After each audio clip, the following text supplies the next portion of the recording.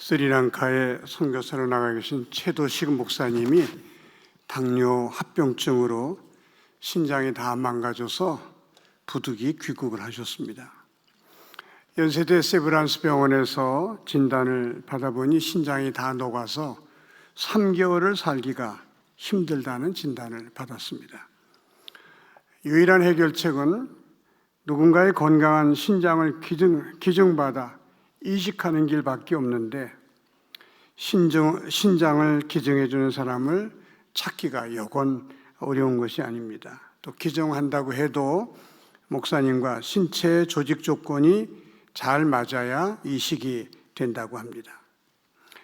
이제 남편이 죽어가는 모습을 보신 사모님이 나라도 신장을 기증하겠다고 그렇게 자원을 하셔서 병원에서 모든 검사를 해보니까 다행히 목사님하고 모든 게 잘 맞아서 이식 수술이 성공적으로 잘 끝났습니다. 목사님과 사모님은 건강을 회복하셔서 다시 스리랑카로 떠났습니다.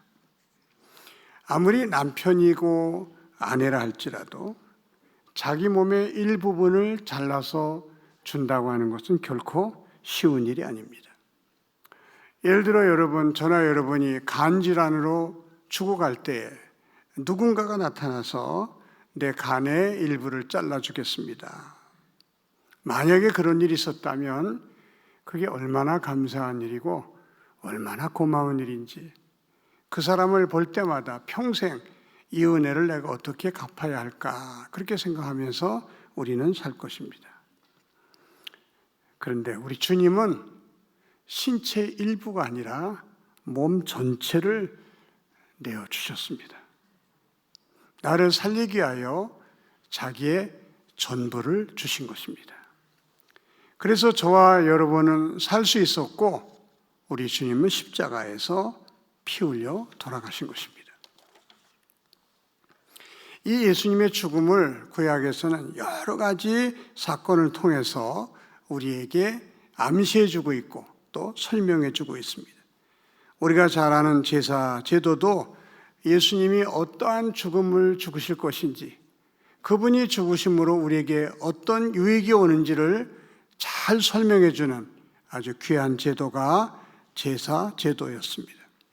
우리가 잘 아는 대로 구약에서는 죄를 지은 사람이 그 죄를 용서받기 위하여 집에서 가족처럼 자기 식구처럼 이렇게 사랑하던 양 한 마리를 가지고 제사장에게 갑니다.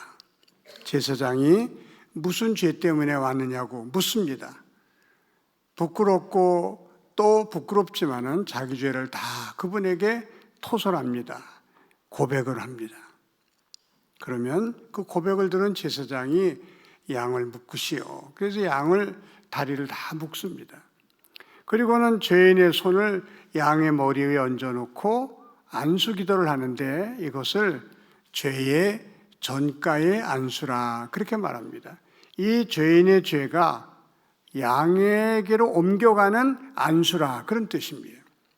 그 후에 제사장이 손을 얹고 기도합니다. 하나님, 이 사람이 이러이러한 죄로 하나님 앞에 죽어야 마땅하지만 죄 없는 이 양이 죄인을 대신해서 피를 흘리고 죽습니다.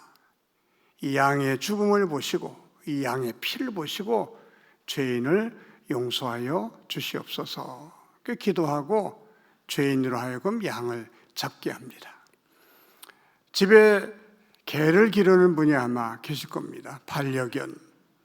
여러분, 내 죄를 용서받기 위하여 내가 집에서 기르는 반려견의 목숨을 끊어야 한다고 할 때 여러분 그 일이 쉽겠습니까? 죄인은 부들부들 떨리는 손으로 차마 양의 목을 긋지 못합니다. 제사장이 빨리 양을 죽이시오.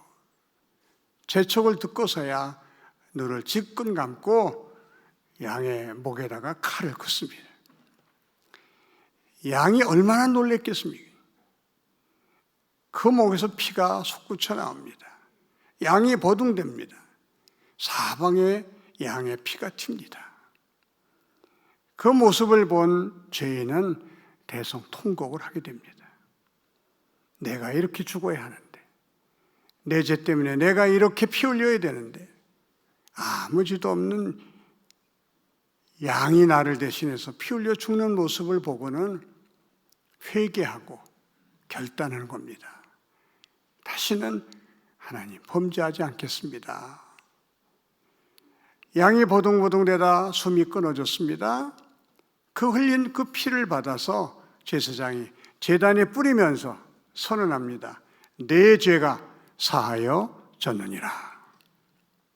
죄인은 그 사죄의 선언을 듣고 그리고 집으로 돌아옵니다. 예수님이 이 땅에 오셨을 때 예수님을 바라본 세례 요한이 성령의 감동을 받아 이렇게 외칩니다. 보라, 세상 죄를 지고 가는 하나님의 어린 양이로다. 하나님의 아들 예수가 우리의 죄를 다 걸머지시고 십자가에서 피 흘려 죽어야 할 저와 여러분의 희생양, 저와 여러분의 화해자, 저와 여러분의 대속물로 죽기 위해서 이 땅에 오셨음을 증언해 준 것입니다. 세례 요한의 말 그대로 예수님은 저와 여러분의 죄짐을 다 걸머지시고 십자가에서 피 흘려 돌아가셨습니다. 죄는 우리가 지었는데, 죄는 내가 지었는데, 죄 없는 하나님의 아들 예수님이 대신 피 흘리고 죽으심으로 저와 여러분은 죄 사함의 은총을 입었고 하나님의 자녀가 되었고 영생을 선물로 받게 된 것입니다.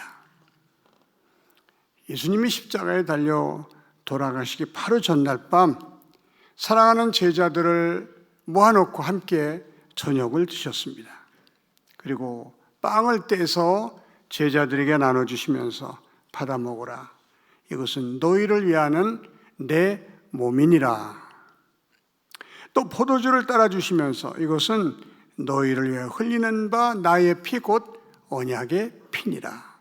너희가 이것을 행하여 나를 기념하라. 그렇게 성찬 예식을 제정해 주셨습니다. 사람은 망각의 동물입니다. 아무리 기쁜 일이 있어도 세월이 흐르면 그 기쁨이 점점 사라지게 되어 있습니다. 아무리 슬픈 일을 당해도 세월이 흐르면 잊게 되어 있습니다. 구원받은 은혜가 정말 큰 은혜고 감당할 수 없는 놀라운 축복임에도 불구하고 세월이 흐르다 보면 그 은혜가 점점 퇴색되어 나중에는 그야말로 덤덤한 아무런 느낌도 없는 그런 성도가 되기 쉬운 것입니다. 그래서 예수님은 이 성찬 예식을 통해서 내가 너희를 위하여 흘린 피, 내가 너희를 위하여 죽었다는 사실을 늘 기억하며 그 은혜 속에서 살라고 성찬 예식을 제정해 주신 것입니다. 우리는 성찬 예식에 참여하기 전에 왜 주님이 날 위하여 피 흘리셨을까? 왜 나 때문에 돌아가셨을까를 생각하면서 성찬에 참여해야 되는 것입니다. 무엇 때문에 주님이 피를 흘리셨겠습니까? 저와 여러분이 범한 죄 때문에 그렇습니다. 죄 때문에 주님이 돌아가신 것입니다. 죄 때문에 예수님이 고난을 받으신 것입니다. 내 죄 때문에 주님이 하나님의 저주를 받으셨고 내 죄 때문에 주님이 비참하게 십자가에서 피 흘려 돌아가신 것입니다. 우리는 이 사실을 기억하며 주님 앞에 나와 주님, 제가 지은 죄를 다 용서해 주셨으니 이제 다시는 범죄하지 않고 믿음으로 살아갈 수 있게 하여 주시옵소서. 주님의 도움을 구하며 성찬 예식에 참여하는 저와 여러분이 되시기를 바랍니다. 제가 초등학교 3학년 때 집 근처에서 불장난을 하다가 그만 그 불길이 바람에 의해서 집에 옮겨 붙는 바람에 집이 불에 탄 적이 있습니다. 제가 자란 시골집은 비교적 큰 집이었습니다. 3분의 1이 불탔습니다. 동네 사람들이 다 모여서 그 불을 꺼줌으로 겨우 불을 끌 수가 있었습니다. 그 사건 이후로 저는 오랫동안 집에서 고개를 들지 못하고 지내게 되었습니다.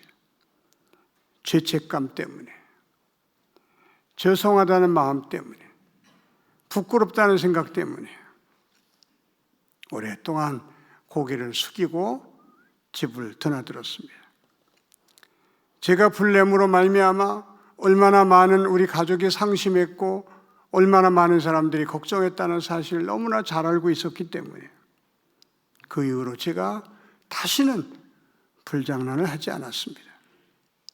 여러분, 내 죄 때문에 주님이 십자가에 피 흘려 죽은 사실을 알고 믿으면서 우리가 또다시 죄를 좋아하고 즐겨하고 범한다면 우리는 주님의 희생의 의미를 아직도 깨닫지 못한 사람일 것입니다. 성찬 예식을 받기 전에 주님, 이제 주의 은혜로 용서함 받았으니 다시는 주님 앞에서 범죄하지 않게 해주세요.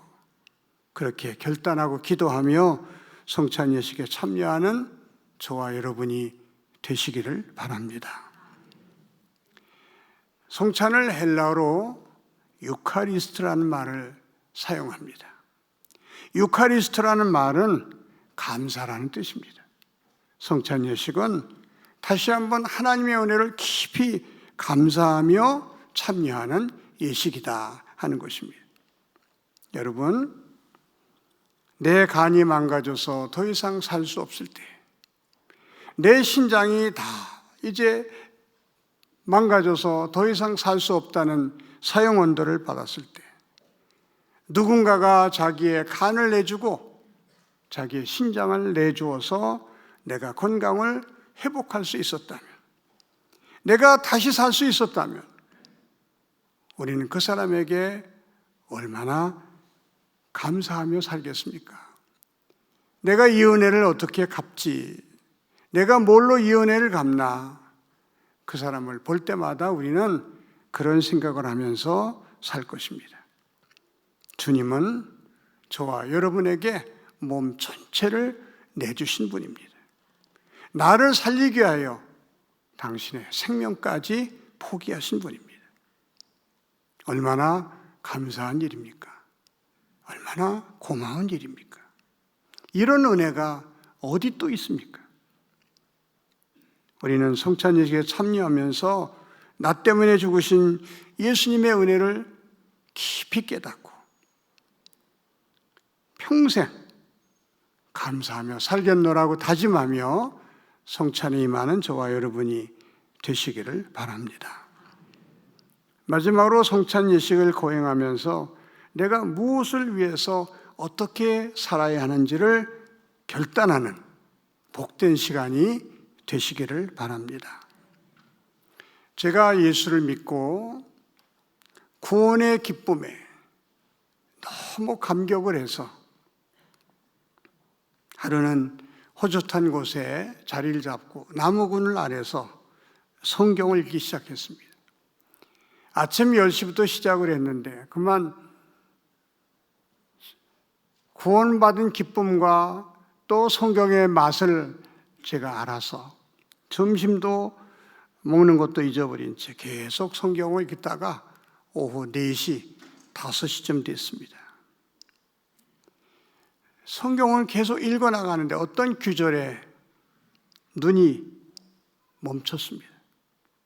그 구절이 너무 감동적으로 제 가슴에 다가왔기 때문에 더 이상 진도를 나갈 수가 없었습니다. 그래서 그 구절을 읽고 또 읽고 또 읽고 나중에는 눈물을 글썽이면서 그 구절을 읽었던 기억이 납니다. 그 말씀은 고린도후서 5장 15절의 말씀입니다. 그가 모든 사람을 대신하여 죽으심은 살아있는 자들로 하여금 다시는 그들 자신을 위하여 살지 않고 오직 그들을 대신하여 죽었다가 다시 살아나신 이를 위하여 살게 하려 하심이라. 왜 나를 구원해 주셨는지, 하나님이 왜 나를 하나님의 자녀로 삼아 주셨는지, 왜 남이 받지 못한 놀라운 은혜로 천국의 소망을 허락해 주셨는지를 너무나도 분명하게 깨닫게 해주신 말씀이었습니다. 저는 이 말씀 때문에 평생을 주님께 헌신하게 되었고 신학교에 가서 목사가 되었습니다. 저가 모든 사람을 대신하여 죽으심은 산자들로 하여금 다시는 자신을 위하여 살지 않고 저희를 위하여 죽었다가 다시 사신 그리스도를 위하여 살게 하려 하심이라. 우리를 왜 구원해 주셨는지, 주님이 왜 나를 위하여 십자가에 피 흘려 주셨는지를 분명하게 알고 성찬 예식에 참여하면서 이제는 나 자신만을 위하여 살지 않고 나를 위하여 죽었다가 다시 살아나신 그리스도를 위하여 살아야겠다고 결단하며 남은 생애를 사는 저와 여러분이 되시기를 주님의 이름으로 축원합니다. 기도하겠습니다. 고마우신 우리 아버지 하나님, 오늘 성찬 예식을 거행하면서 우리 주님이 왜 나를 위하여 피 흘려 죽으셨고 왜 나를 위하여 희생하시는지를 깨닫게 하시니 감사합니다. 주님 때문에 죄사함을 얻었고 영생을 얻었사오니 이제는 감사하며 살게 하시고 더 이상 나 자신만을 위해서가 아니라 나를 위하여 죽었다가 다시 사신 그리스도를 위하여 살 줄 아는 우리 모두가 되게 하여 주시옵소서. 예수님의 이름으로 기도하옵나이다. 아멘.